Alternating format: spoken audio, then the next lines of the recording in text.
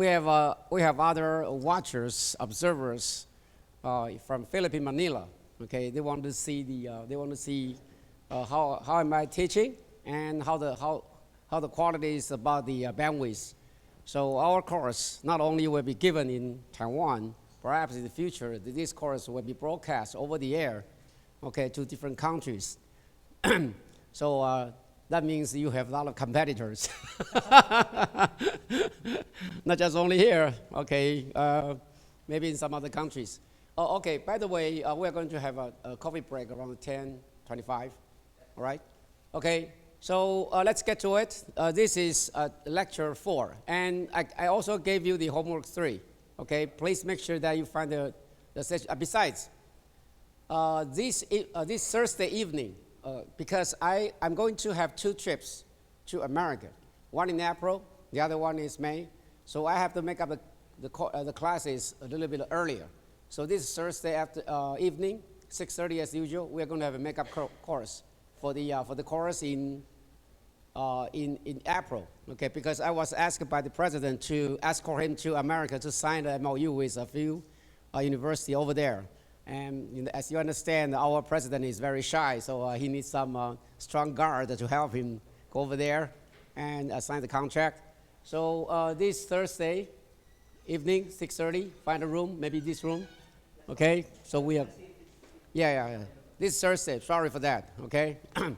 Okay, so, okay, I'll see you around. So we are going to go to the hardcore of this course. So let's refresh a little bit. And this is what chip manufacturing from our viewpoint. As I said before, this course is about to turn students into IC designers. So you got to understand, we are going to skip all of the complicated, expensive manufacturing procedures, because we are not in the group of electronics, microelectronics. We are in the group of SOC. So what we care is about the designs. So this is how it looks like, okay? This is manufacturing. What we do, we after our design, our design file, GDS2, after you design your circuits, and we're going to talk about the layout later, okay, later in this course, then they are turned into masks. And these masks will be exported to manufacturers like TSMC and UMC, and they will use it, okay, to turn the wafer, the plain wafer, into all kinds of circuits, okay? This is a full custom design. Excuse me. And these are the masks, okay? So we're going to skip all of the manufacturing steps if that's too complicated and no one likes it, okay, from the designer's viewpoint. So however, what is the next step? Okay, this is called a this is just an example of layout. Okay, how it looks like. This is called a semi-custom fab. Semi-custom means that most of the layout has been taken care of. So all the designers need to do is to make a decision which one will be left, okay, on the final chip layout, okay, and which one will be disconnected or either removed from the layout, so that the layout will be turned into the circuit that you design. It's called a semi-custom. It's a semi-custom. The thing is, in this course, we don't do that. Semi-custom usually will be provided in very old, maybe legacy process. Okay, very old process, like a microprocessor, 8-bit microprocessor. That is very, very old. Okay, so most of the function has been almost they are fixed. So all you need to do is just tune a few, make some adjustment and turn into special applications. That's all. This is pre-processed masters. Okay. Then, what do? Okay, you select the final layer, which is called metal part, final layer. Okay. Now let's change back to previous slide to see what happened. This is a previous. There is no metal.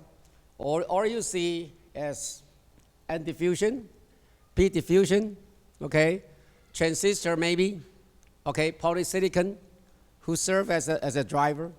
Then something is left for the designer to make a decision. That is metal. That is metal. So you decide what metal you use. Oh, okay, this is my design. So please, you just beg those manufacturers at foundries, okay, to beg them. Okay, this is what I need for the metal one. Okay, just deposit this layer on top of the layout we just see. Okay, then we got a special functions. So right now we stack up these two masks to see what happened. Okay, this is the final layout of this special circuit. So you find out that, oh, okay, now I have a connection over here, just like this one. All right, okay, I have a transistor goes to the VDD, this way, okay? And I have two transistors, they are cascaded together. So apparently this is a NAND gate, okay? They have NAND gate. This is not used. This is one. There's a transistor, but we don't use it. We use this one because we punch a hole. That is a contact. So this is the point over here. And we have transistor number 1 and the number 2, which are these two. Then the metal goes to the output over here. All right, over here. So this is a schematic, and this is a layout. But this is a semiconductor, a semi-custom design way, all right? And this is a waste of space because this is a semi-custom design. So apparently you are going to waste a lot of resources. And if this is used in the advanced process, you're going to cost a lot of money. So as I said, this kind of design mask is only available for very old legacy process. Okay, like a 0.6, 0.8, okay, this process, and for very low cost products, okay, this is the one, it's called the custom. So use basically this example, you only do the design for the final layer, which is a metal. And this is a way you should learn how to do the design. Basically, no matter what kind of cells you design, basically you have to line them up. There are a lot of advantage if you design or you floor plan the cells are designed this way, they're going to help you. So as you can see that, excuse me, this is a channel gate array versus channel-less semi-custom design. So as you can see, all the cells, right now we don't know what they are inside of these cells. All you see is a lot of blue boxes and white boxes, okay? However, you can see something in common. They have what? They have the same height. They have the same height, okay? They have the same height. And they almost have the same width for each box. That is each cell. So this is how you do the design. Because if you can tune your design properly to have exactly the same height, okay, and preferably have the same width, then that will save you a lot of trouble when you integrate all of these cells together to become the final design. That will save you a lot of trouble. Okay, right now you look at these semi-custom design circuit, you see that they don't have what? They have almost the same height, but the problem is they don't have channels like here. They don't have channels. Okay, they don't have channels. They stuck everything together. The layout is going to be very tight, very, very compact. But the thing is, if they want to, both of them need some fine tune, okay, do some adjustment. This one will give you a lot of trouble.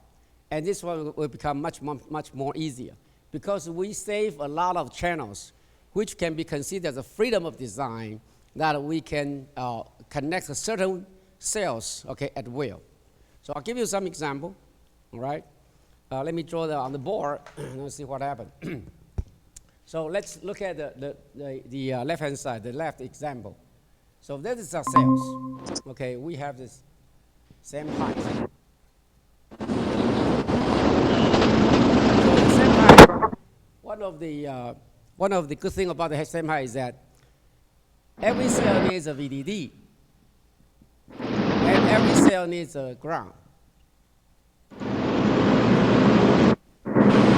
that if we have a same height, and we can deliberately design all these VDD track, VDD metal, or GND metal in the same position, same width, then we can directly compact them together. All right, that will save a lot of trouble. Okay, you don't have to go use another extra wire, go around the entire globe to connect them together. So the best thing is that how big or how small that you might be have the width. Width 1, width 2.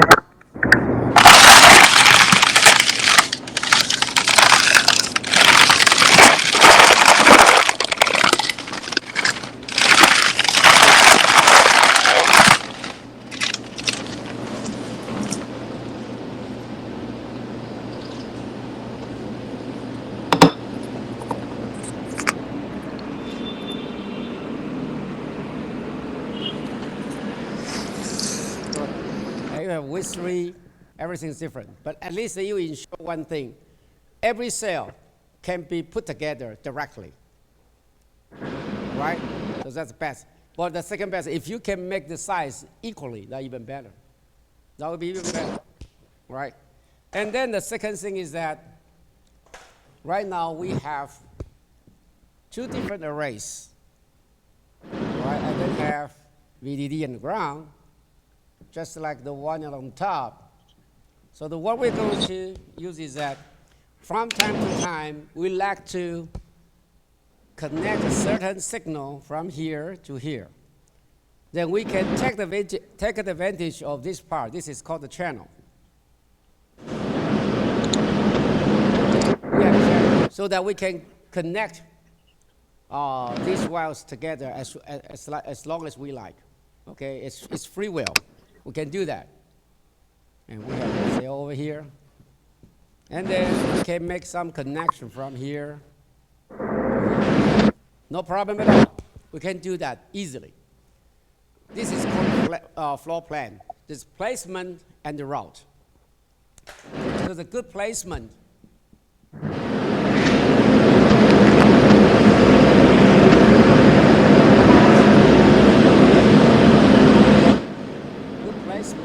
Will give you good quality of route.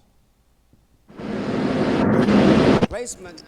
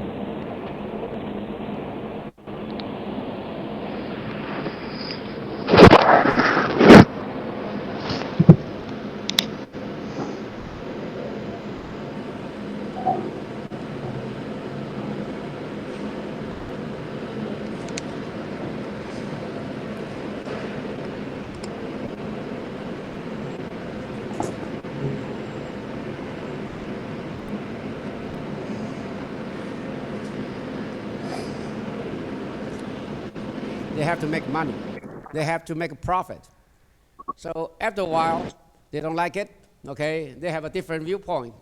We like to define everything in absolute dimensions, not just based on a number or a single factor, which is called a lambda. So this kind of rule is called the micron rule. That is, every dimension, every geometry must be defined clearly in terms of how many microns. Is that clear? Okay, so everybody must use that. And then this idea, this rule, fully exploit the features of a given process to a maximum degree, so that the area designed by the micron rule will be much, much smaller than that designed by lambda rule. Okay, that is a major difference. And of course, we like to push it to the limit. So the micron rule will be different from one company to another, as I said, which is the one that we are using. Right now, in this course, we use a UMC. So the adders or multiplier you design in this course will not be directly, it's impossible to be ported to the TSMC, it's impossible. Okay, so this is used in industry, okay. All right, so, and then what type of rules? Okay, it's pretty easy. There are 5. Excuse me. They have an echo or what? So, hold on a second. I have to mute them.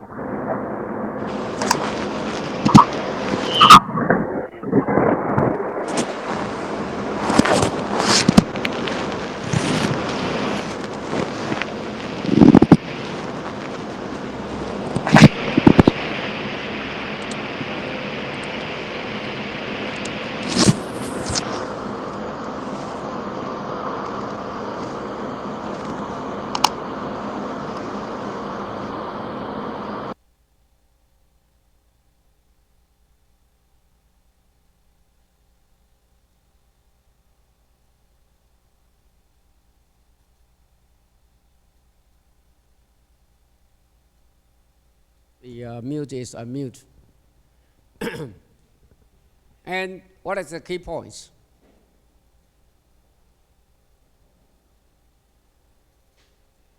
All right, here we go.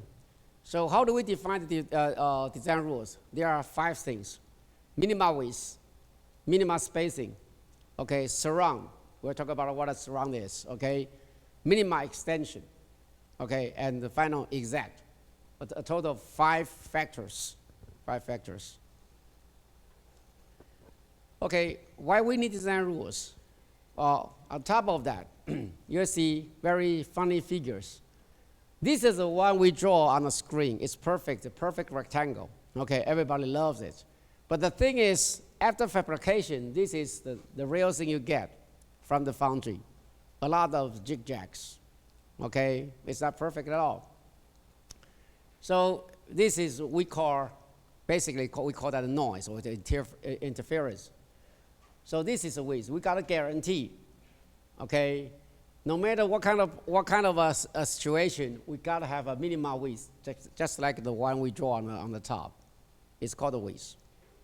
And what is the spacing? Okay, if we draw 2 metal lines, both of them might be ugly after the fabrication. We got to guarantee they will not overlap with each other. If we do have overlap, then we have a short circuit, then the entire chip might be burned. So we got to have a minimum spacing. Minimum spacing. Is that clear? Okay, so minimum spacing. What is a surround? This is a surround. See that? This is a polysilicon.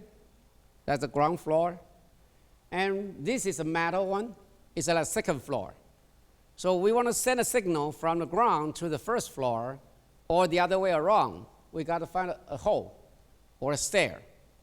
And this is a hole that's filled with a metal or maybe copper, maybe aluminum.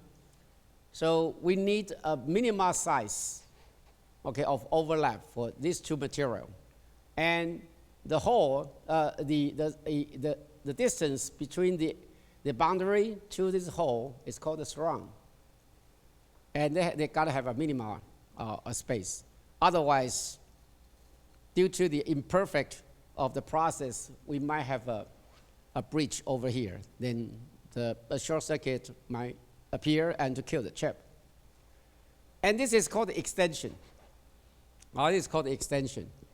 Because if you line up with a polysilicon with the active area, and because the imperfect of the process, we might have overcroached, then the transistor that the size that we want might not be the same as we draw. We gotta have a little bit longer extension over here to ensure that the transistor size is very close to what we designed. So this is called extension. Okay, they also have a minimal one. And this is exact. Exact means that the contact between two layers, they cannot be smaller, they cannot be bigger, they have to be the same, they have to be the same everywhere. It's called the exact. All right? So you cannot, you cannot say, I like to have a bigger hole so that I have a higher current flow through this hole. No, it's not. Okay, they have to exact, okay, because it's required by the foundry. It's required by the foundry. So these are the definitions: with, spacing, surround, extension, and exact. Okay, there are a total of 5 categories. Then we apply these 5 categories to different layouts. Okay, then you're going to find out a lot of interesting things. So for the physical layouts, there are a few interesting notes that you might like to put it down. Rule number 1, all the layout you've done must comply with the rules given by the foundry. Otherwise, they refuse to tape out your chip. That's rule number 1.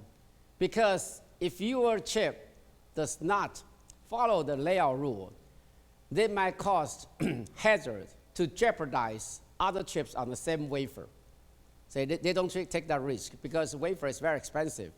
Okay, even the 8 inches old legacy chip, wafer costs you like $600 to $800 US. They don't do that. All right. So rule number 1 is that you have to pass the design rule check. That's rule number 1, and the TA will tell you how to do that.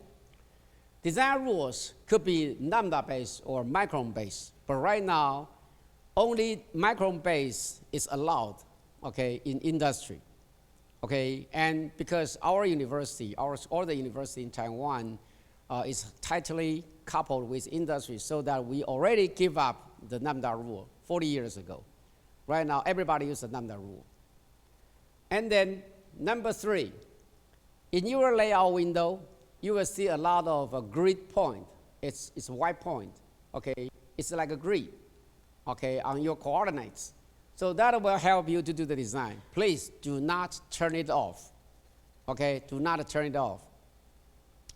Number 4, okay, after you lay out a while, okay, you don't have to do that. You don't have to finish all the layout and start the checking of the design rules. No, you don't do that. My advice, according to my experience, is that after you design one cell, single small one, AND gate or gate, you start checking. You start a check of your design rules. So you got to turn on the software package is called the DRC, okay, frequently because it's free, and this is the industrial standard one. So because it's free, you just turn it on whenever you feel, okay, I finished one design, you just do it, okay, to check before you go to a bigger one. Then you have a big trouble to fix all the bugs. And then layout plan, the floor plan. The layout plan stands for placement to route. Okay, you got to have a layout plan. Because in this course, you don't work alone. You work with your buddies. You work with your teammates.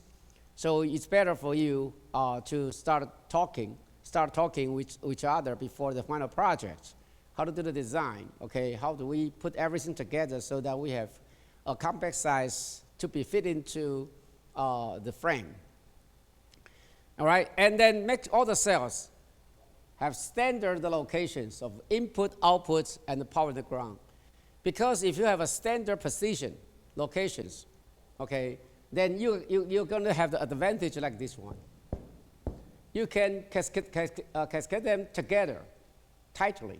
You don't have to count on the extra wires to make the connection. You don't have to. So all the cells must be laid out nicely with certain rules, okay, which I'm going to tell you later in this course, so that you have a guideline to follow, okay, so you won't mess up in the middle of your design. So design rules, we got to understand the masking sequence. Unwell goes first, okay, because unwell is deliberately for the generation of P transistors. Then active area is not the real material. It is a layer, a virtual layer, to tell the foundry, okay, what kind of devices I need in this area. So let me repeat again. Active is not a real material. It is a virtual one, okay, for the foundry to find out or to position, okay, where are the transistors, okay? And then poly is a real material, no problem at all. And the P-select and unselect, okay? P-select and unselect stands for P-diffusion, okay? You can read it by wording, okay? This is for the P transistor, for N transistor. And then the contact is the hole, okay, between two layers, okay, between two layers. So you can make a contact so that you can send a signal vertically to the higher layer or lower layer, something like that. Poly contact is especially for the poly to the metal, all right, metal 1 via metal 2 and over glasses. So the VLSI process has 4 metals, okay, not 2, 4 metals. So you have a lot of metals to, as in your hand as a weapon to lay out your design. So metal 1 is on top of the poly. So you need a contact cut from poly to metal 1. And for the connection between two metals, it's not called contact, it's called the via. It's called a via, okay? So basically, they are the same thing. I call them holes, but they're traditional names. Contact, okay, contact stands for the hole, the short circuit hole for poly to metal 1. And for metal 1 to metal 2, metal 2 to metal 3, and all the way up to the highest level of metals, they all call via. All right? And the last one is called the overglass. Overglass is a transparent real material. It's just like glass over there, okay? It's covered on the top of the chip so that after the fabrication, this chip will not be contaminated by particles, okay? They will not be, contaminated by your, saliva or your tears, something like that, after the measurement that the chip does not work, all right? So it's a protection material. Okay, so let's refresh a little bit about the design. See, this is the unwell. So unwell is needed for PMOS transistors. On the in the diagram, A is an overview, bird view, and B is a side view. So the red box stands for the area of the unwell. And all the P transistor must be sitting inside this red box. Okay, must be sitting inside.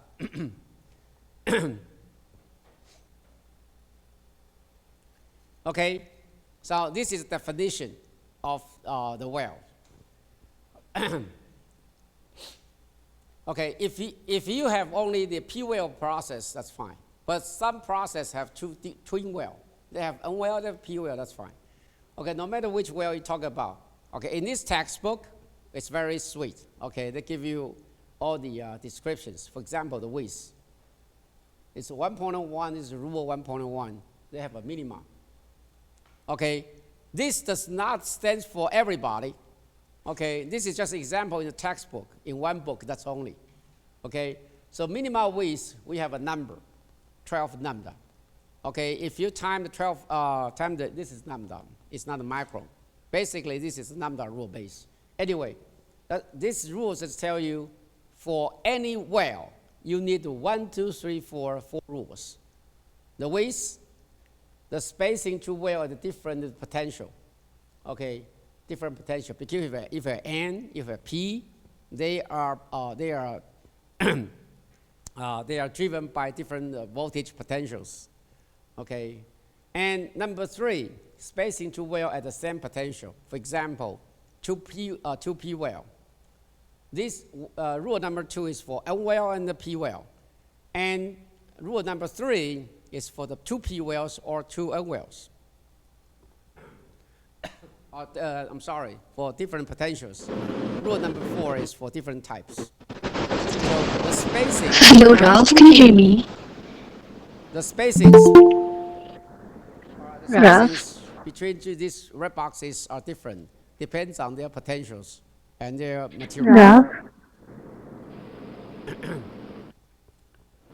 All right, okay. Then, yeah, you don't have to remember that because I cannot remember it.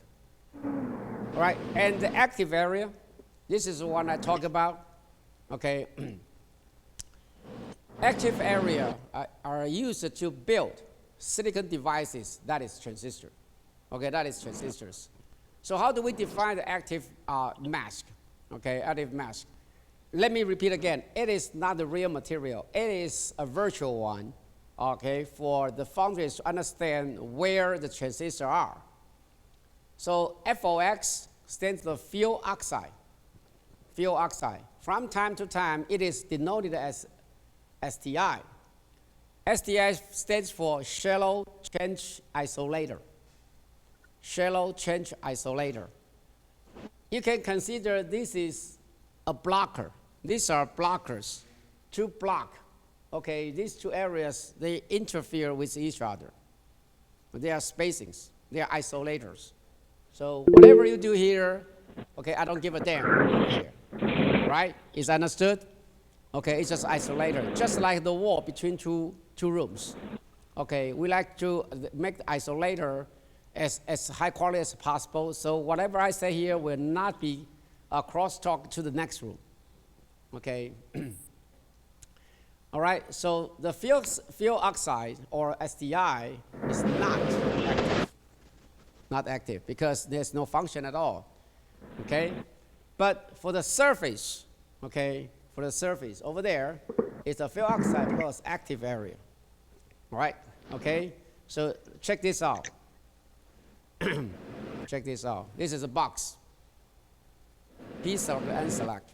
Okay? This is active area. Active. We'd like to have some transistor in the box over here.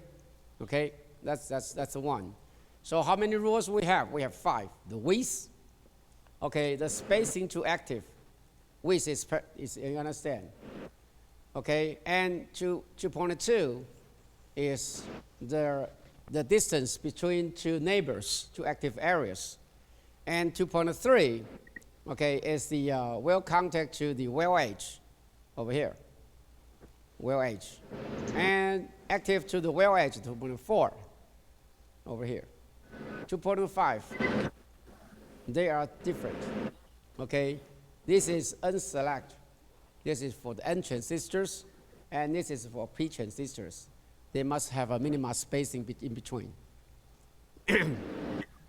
Okay, this is called active area. Don't worry about it. Okay, if you cannot remember, that's nature because it's impossible to remember. Okay, and then this is a real thing. It's called the doped silicon regions. So N plus and P plus region is called diffusion.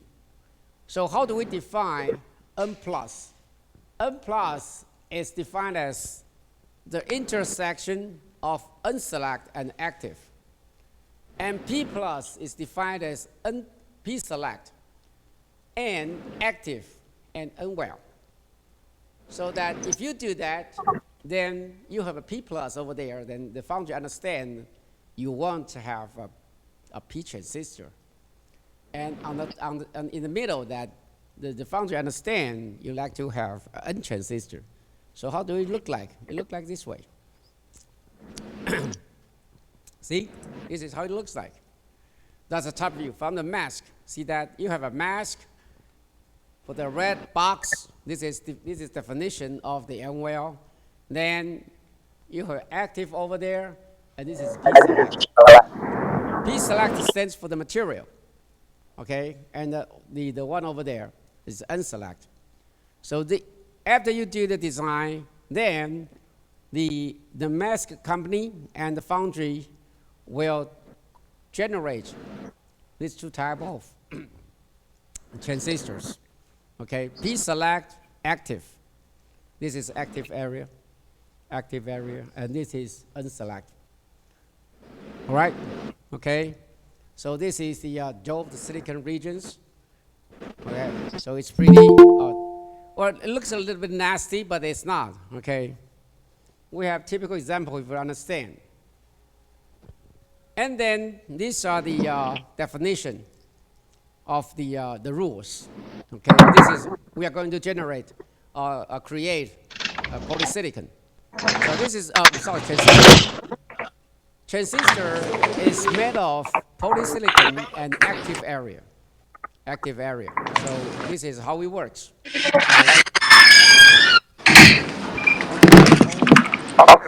It's weird. Hold on a second. Get out of here and mute them again.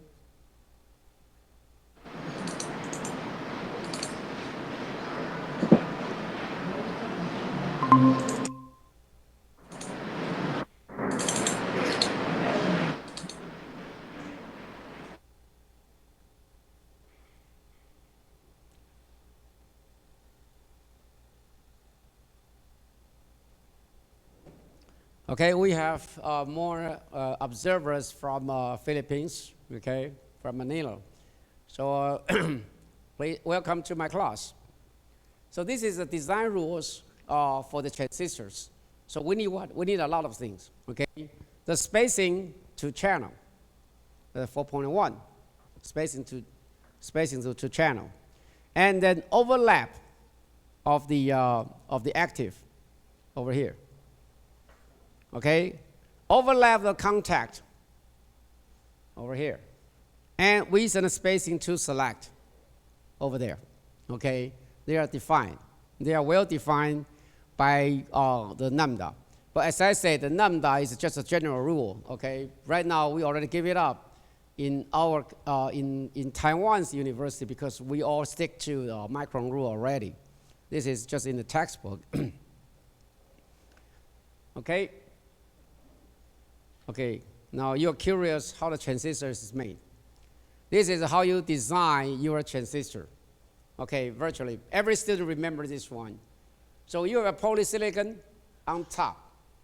Okay, then you have N plus or P plus on both sides, just like this one. This is a Burview. So the L stands for the length. That is the direction where the microelectronics goes. Okay, so when this is on, all the electrons go either this way or that way. So this is the direction that electrons travel. So this is the length. Okay, and this is the magnitude or the how big the current is. So this is the width. So don't mess up. So length and the width is very important because we need them to do the calculation. And for the PMOS, okay, basically you need another box over there, unselect. Oh, sorry, this is for the N transistor. Okay, this is a layout view. This is mask view. So the NMOS transistor is the intersection or the end of unselect, active, and poly. Okay, for the N plus is the unselect, active, and not poly. Okay, not poly over here. Okay, so you don't have to draw two individual boxes. You don't have to do that. All you need that is to draw a big one Then you cover that. You cover this big one with the vertical rectangle and select the material as poly. That is good enough for the foundry to understand this is a transistor. And he knows what type is. If diffusion is N, then the foundry realizes that this is N transistor. Okay? If it's a P plus, then it's a P transistor. Excuse me.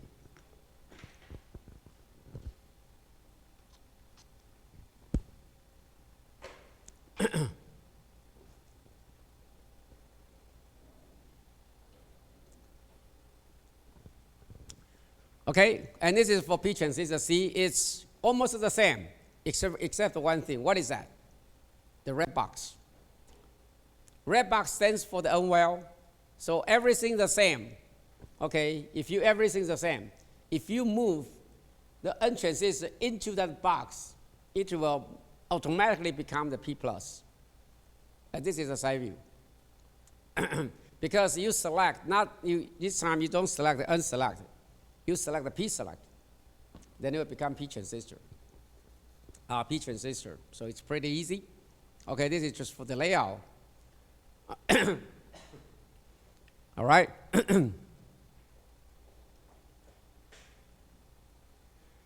All right. Right now we're going to find out a little bit more complicated stuff. So if we want to cascade the two transistors together, okay, because we like to have a more complicated functions, right? We cannot use the only single transistor to work along throughout our life. It's impossible. So if we like to cascade or stack two transistors in serial, so what are the rules? Okay, not only we have to follow the width rule, which is number one. Okay, we need to find out what is the spacing between two transistors. There is a minimum number you have to follow. Okay, that's rule number two. Then we have extension to follow. Okay, that's rule number three. All right, and 3.4 is the extension over here. 3.3, rule number 3 is the extension of poly, and rule number 4 is the extension of diffusion. Okay, we also need a minima geometry for that. And then number 5 is interesting because some of the students like to have an artist design, okay, which I don't encourage. Don't you ever do that. Okay, a lot of students like to bend. Okay, bend the polysilicon so that they can save some area, but which I tell you that that is going to affect the quality of your signal. Basically, we don't encourage students to use poly to carry signals. Poly basically is used only for what? For transistor activation. Poly only for transistor on-off, that's all. Poly is only for this thing. Don't you ever use the poly to carry signal, because poly is a high impedance, high resistance material. The signal will drop very fast and it will be slow. Okay, so don't you ever do that, okay? But according to the design rules, it's allowed. Okay, it's allowed. So that if you do that on top of that screen, you make an L shape, make a 90-degree right turn, it's allowed. If you really want to do that, there is a requirement of spacing from polysilicon to the active over there. But let me repeat again, okay, please do not do that. Don't do it, okay? Because it will not give you any advantage, okay? It will give you some quarter effect, which I will tell you later why that is the best thing. Basically, remember this rule. Polysilicon is only made for transistor on or off. That's all. Okay, that's the only purpose. The only purpose.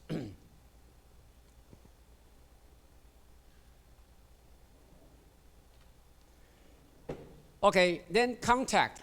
As I said before, contact is meant to okay, bring the signal up or down, okay, from first floor to the second floor, or first floor to the ground floor, something like that. So basically, it's a hole. Okay, this is a diffusion, and we like to send a signal over here or up down. Okay, so it's a big black square, and it has an exact. You cannot make it smaller. It is not allowed to make it bigger. Okay, it has to be exact, the same, the physical, required size. So this is an active contact. So if you want to have, see, sir, if I like to have a big current to go from one level to another, how am I supposed to do it? Because this hole is very small. Yes, you're correct. But what you can do is that you make a lot of holes. Okay, you can make tens or thousands of holes so that you can have more bigger current that can be delivered up and down. All right? So this is the active contact. So this is contact between the metal one and the diffusion. Okay, and you got to be aware there is a surround rule for that. So basically, it's a fixed size. So, and this is an example that I like to have more current. I like to make it faster so I can punch more holes. Okay? So as you can see, this is a transistor. We like to have a big current from left to right and then going up to the metal one so I can punch more holes. So this must be exact. So it cannot change the size. It got to be 2 by 2. Okay, they have a fixed size. Then you have a 6.2, this active overlap, spacing to the contact, the number 3, spacing to the get, number 4, spacing to active over there, number 5. Okay, as I said, you don't have to remember all of this because the DRC software will guide you through all these troubles. You guys are only the beginners. You are fine to make some mistakes. That is allowed. And this is poly. And this is poly. Okay, fuel oxides, they are insulators. Basically, they are used to protect the polysilicon, and there's a diffusion.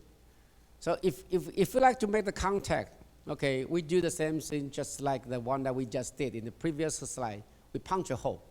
Okay, the metal one and the poly, again, this is a metal, and we like to have a connection, that's fine. We make a hole over here with the exact size. All right, so the signals can be freely going up and down. Okay, no problem at all. And if there is no contact between these two layers, okay, there will be no short circuit. They are isolated from each other because of the insulator, silicon oxide. So everybody's cool, okay? Everybody's cool. No connection, no whistle, no foul. Okay, and it's the same. Okay, it's the same. So basically, if you like to have more contact, that's fine. Be aware of this one.